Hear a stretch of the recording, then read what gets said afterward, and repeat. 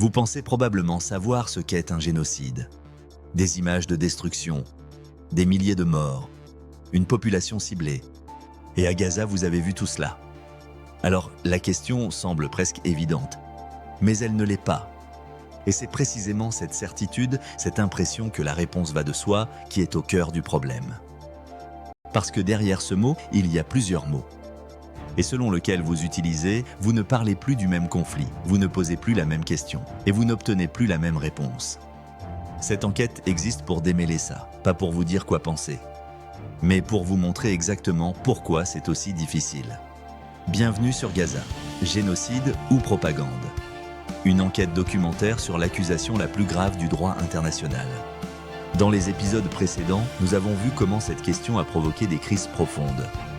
Chez des croyants, chez des juristes, chez des gens ordinaires qui regardaient les mêmes images et arrivaient à des conclusions radicalement opposées. Aujourd'hui, ce prologue pose une seule question, pourquoi ? Quand vous entendez le mot génocide, une image surgit probablement. Des corps, des foules en fuite, une violence organisée, massive, visible. C'est normal, parce que les génocides que l'histoire a gravés dans la mémoire collective ressemblaient à ça. Le Rwanda, Srebrenica, les camps nazis, des destructions si massives, si documentées, si indiscutables que le mot semblait aller de soi. Alors quand vous voyez Gaza, les images de bâtiments effondrés, les chiffres de morts civiles, la catastrophe humanitaire en direct, l'association paraît naturelle, presque automatique. Mais voici ce qui se passe à ce moment précis. Vous n'utilisez pas le mot génocide, vous utilisez l'image que vous avez de ce mot. Et ce n'est pas la même chose. Ce mot n'a pas toujours existé.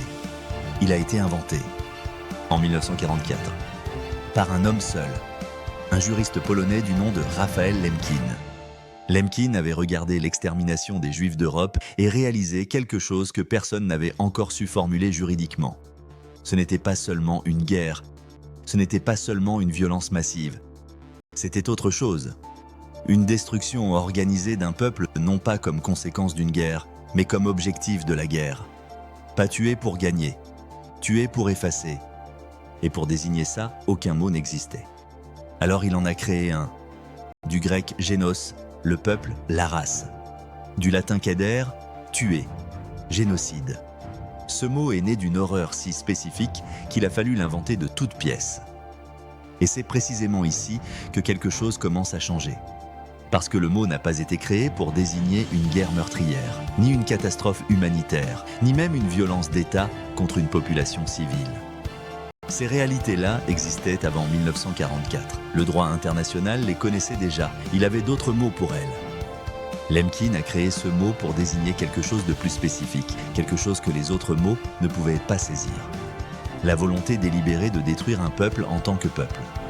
Pas les tuer parce qu'ils résistaient, pas les tuer parce qu'ils étaient là, les tuer pour qu'il n'en reste rien. Et cette différence entre tuer dans une guerre et tuer pour effacer n'est pas une nuance juridique abstraite. L'intention. C'est exactement ce que les tribunaux internationaux doivent prouver pour que le mot s'applique légalement. Ce que vous voyez à Gaza, vous le voyez avec vos yeux. La destruction est réelle, les morts sont réels, la souffrance c'est réel.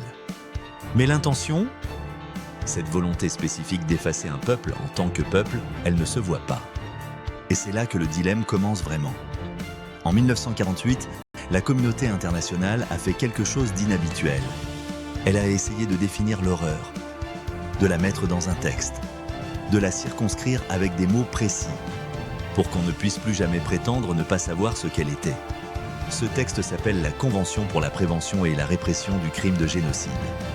Et quand on le lit vraiment, pas en titre de presse, pas en slogan, on découvre quelque chose d'inattendu. La définition juridique du génocide n'est pas « tuer massivement ». Elle n'est pas « bombarder des populations civiles ». Elle n'est même pas « provoquer une catastrophe humanitaire ». Ces actes-là peuvent constituer des crimes de guerre, des crimes contre l'humanité, des violations graves du droit international, mais pas nécessairement un génocide. Pour que ce mot s'applique légalement, un seul élément est décisif. L'intention spécifique de détruire un groupe en tant que groupe. Pas les tuer parce qu'ils résistent. Pas les tuer parce qu'ils sont dans la zone de combat. Pas même les tuer par indifférence à leur vie. mais les viser précisément parce qu'ils sont ce qu'ils sont, et vouloir qu'il n'en reste rien. C'est ce que les juristes appellent le dolus specialis, l'intention spéciale. Et voici pourquoi ce détail change absolument tout. Dans l'histoire du droit international, cette intention a été prouvée très rarement.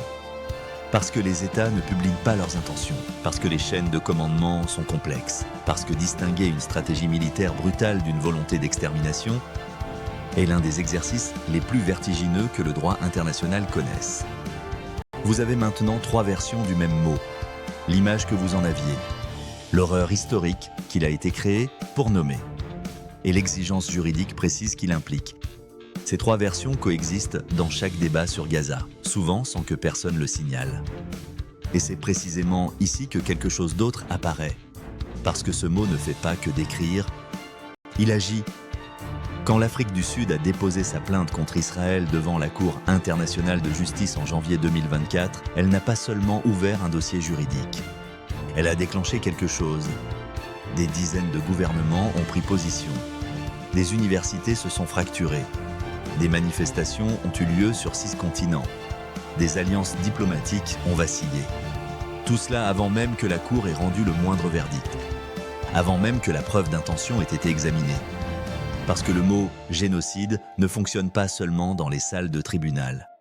Il fonctionne dans l'opinion publique mondiale, dans les médias, dans les conversations, dans les consciences.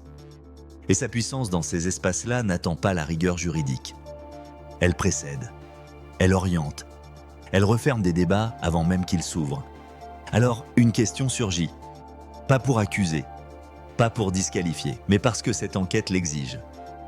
Est-ce que ce mot est utilisé parce qu'il est juridiquement juste? Ou aussi parce qu'il est stratégiquement puissant? Et ces 2 choses peuvent-elles coexister sans que l'une contamine l'autre? Vous savez maintenant pourquoi ce mot fracture. Vous savez qu'il contient plusieurs mots. L'image populaire, l'horreur historique, l'exigence juridique. Et vous savez qu'il exige quelque chose d'invisible, une intention. Mais voici la vraie question. Est-ce que cette intention, dans ce conflit précis, peut être prouvée? Ou au contraire, est-ce que son impossibilité à être prouvée est elle-même devenue une arme? C'est ce que la saison 1 va examiner. Pas pour donner une réponse facile, pas pour défendre un camp, mais pour faire ce que ce conflit exige et que trop peu font vraiment. Lire les textes, examiner les preuves, distinguer ce qu'on voit de ce qu'on doit prouver. Si vous voulez suivre cette enquête jusqu'au bout, abonnez-vous maintenant à Gaza, génocide ou propagande, et activez la cloche pour ne manquer aucun épisode. Parce que la question la plus difficile commence maintenant.